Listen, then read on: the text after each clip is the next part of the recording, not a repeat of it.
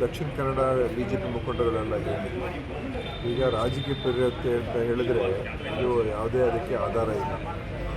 ಈ ವಿಷಯದ ಬಗ್ಗೆ ಭಾಳಷ್ಟು ಒತ್ತಡಗಳನ್ನು ಹಾಕ್ತಾಯಿದ್ರು. ಸಾರ್ವಜನಿಕ ವಲಯದಿಂದ ಸಂಘ ಸಂಸ್ಥೆಯವರೆಲ್ಲರೂ ಕೂಡ ಸರ್ಕಾರ ಸಮಯ ತೆಗೆದುಕೊಂಡು ಈ ವಿಷಯದ ಬಗ್ಗೆ ಒಂದು ಯಾಕೆಂದರೆ ಭಾಳ ಗೊಂದಲ ಸೃಷ್ಟಿಯಾಗಿದೆ ಮತ್ತು ಇದರಲ್ಲಿ ಏನು ಅನೇಕ ಹೆಣಗಳಲ್ಲಿ ಹೂತಾಕಿದ್ದಾರೆ ಅಂತ ಒಂದು ಮಾಹಿತಿಯನ್ನು ಯಾರೊಬ್ಬರು ಕೊಟ್ಟಿದ್ದಾರೆ.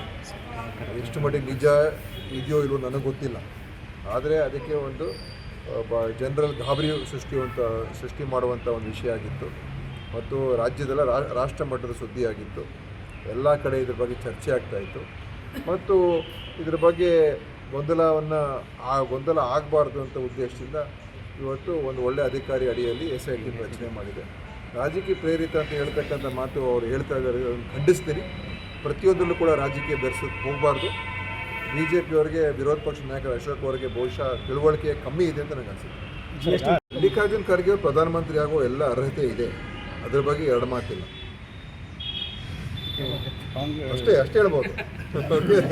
ಇವತ್ತು ಇದು ಭಾಳ ಗಂಭೀರವಾದಂಥ ವಿಷಯ.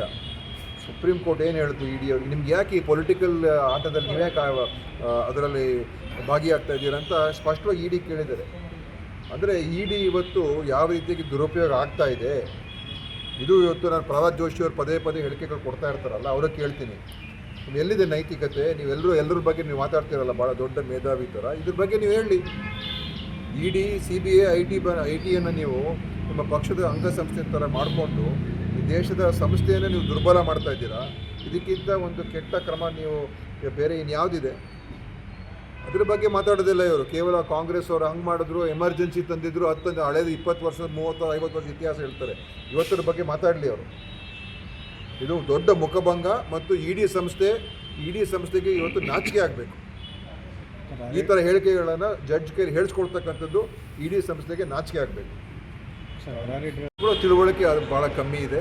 ಅವರೇನು ಇದರಲ್ಲಿ ಮಧ್ಯಸ್ಥಿಕೆ ವಹಿಸುವಂಥದ್ದು ಯಾವುದೇ ರೀತಿಯ ಅವರಿಗೆ ಪಾತ್ರ ಇಲ್ಲ, ಅವಕಾಶ ಇಲ್ಲ.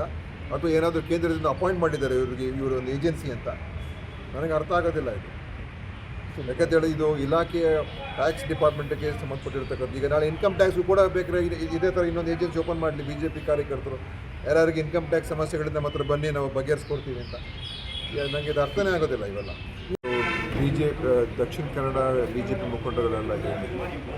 ಈಗ ರಾಜಕೀಯ ಪ್ರೇರಿತ ಅಂತ ಹೇಳಿದರೆ ಇದು ಯಾವುದೇ ಅದಕ್ಕೆ ಆಧಾರ ಇಲ್ಲ. ಈ ವಿಷಯದ ಬಗ್ಗೆ ಭಾಳಷ್ಟು ಒತ್ತಡಗಳನ್ನು ಹಾಕ್ತಾಯಿದ್ರು.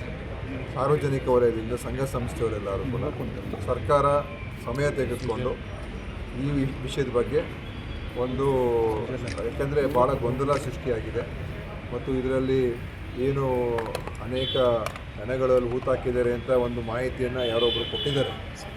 ಎಷ್ಟು ಮಟ್ಟಿಗೆ ನಿಜ ಇದೆಯೋ ಇಲ್ಲವೋ ನನಗೆ ಗೊತ್ತಿಲ್ಲ.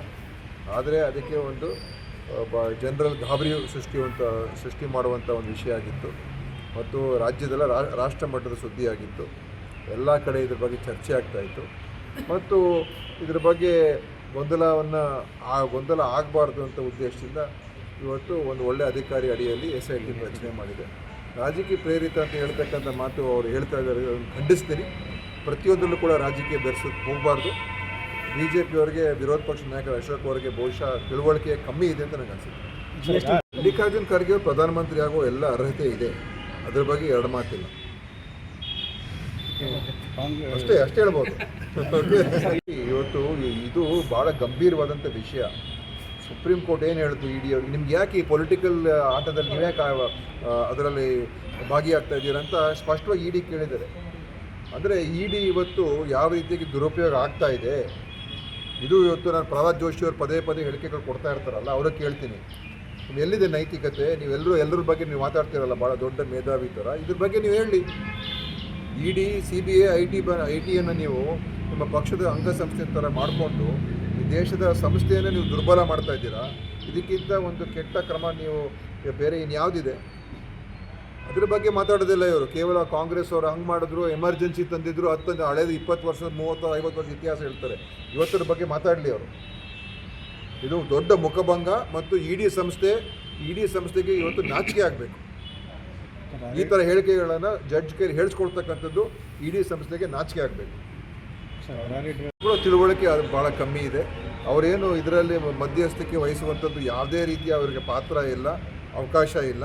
ಅಥವಾ ಏನಾದರೂ ಕೇಂದ್ರದಿಂದ ಅಪಾಯಿಂಟ್ ಮಾಡಿದ್ದಾರೆ ಇವರೊಂದು ಏಜೆನ್ಸಿ ಅಂತ, ನನಗೆ ಅರ್ಥ ಆಗೋದಿಲ್ಲ ಇದು. ಯಾಕಂತೇಳಿ ಇದು ಇಲಾಖೆಯ ಟ್ಯಾಕ್ಸ್ ಡಿಪಾರ್ಟ್ಮೆಂಟ್ಗೆ ಸಂಬಂಧಪಟ್ಟಿರ್ತಕ್ಕಂಥ. ಈಗ ನಾಳೆ ಇನ್ಕಮ್ ಟ್ಯಾಕ್ಸು ಕೂಡ ಬೇಕಾದ್ರೆ ಇದೇ ಥರ ಇನ್ನೊಂದು ಏಜೆನ್ಸಿ ಓಪನ್ ಮಾಡಲಿ BJP ಕಾರ್ಯಕರ್ತರು, ಯಾರಿಗೆ ಇನ್ಕಮ್ ಟ್ಯಾಕ್ಸ್ ಸಮಸ್ಯೆಗಳಿಂದ ಮಾತ್ರ ಬನ್ನಿ ನಾವು ಬಗೆಹರಿಸ್ಕೊಡ್ತೀವಿ ಅಂತ. ನನಗೆ ಇದು ಅರ್ಥನೇ ಆಗೋದಿಲ್ಲ ಇವೆಲ್ಲ. ಹೆಚ್ಚಿನ ವಿಡಿಯೋಗಳಿಗೆ ಪ್ರತಿಧ್ವನಿ ಯೂಟ್ಯೂಬ್ ಚಾನೆಲ್ ಸಬ್ಸ್ಕ್ರೈಬ್ ಮಾಡಿ, ಬೆಲ್ ಐಕಾನ್ ಕ್ಲಿಕ್ ಮಾಡಿ.